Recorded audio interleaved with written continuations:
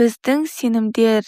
Келесі кезекте жағымсыз наным-сенімдерімізден қалай құтылуға болатыны жайлы немесе оларды дұрыс бағытқа өзгерту туралы сөз қозғайық.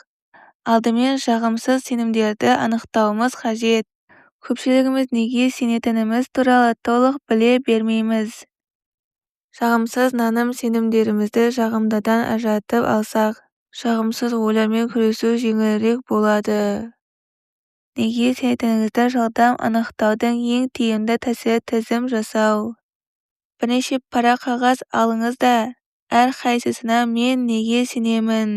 Ер азаматтарға, жұмысыма, ақшаға, тұрмыс құруға, махаббатқа, денсаулыққа, картаюға, өлімге деп жазыңыз. Оларға үлкен мән беріп, құрметпен жазыңыз және бөлек-бөлек қағазға түртіп отырыңыз. Әрбір сөзге қандай ойлар келгенін жаза бастаңыз. Бұл жаттығуды 2 минуттың ішінде орындауға болмас. Біраз уақыт кетуі мүмкін. Тізім жасап болған соң оларды оқып шығыңыз.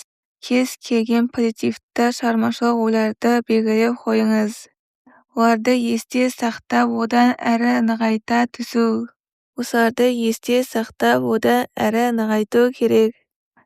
Түрлі түсті карандаш жағымсыз немесе кері әсер ететін сенімдерді белгілеп шығыңыз.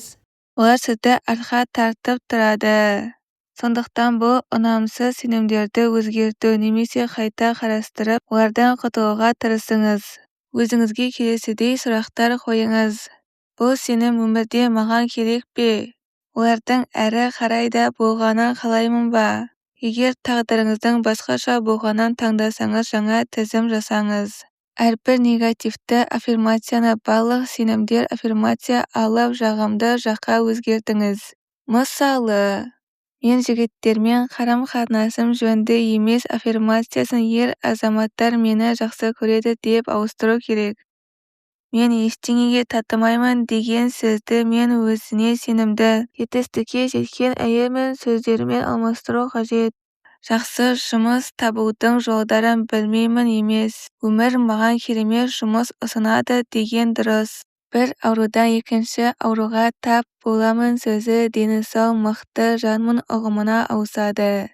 Жоғарыдағылар менің өмірімнен алынған мысалдар. Сізде дәл осылай ұнамсыз жайттарды жақсы жаққа өзгерте аласыз.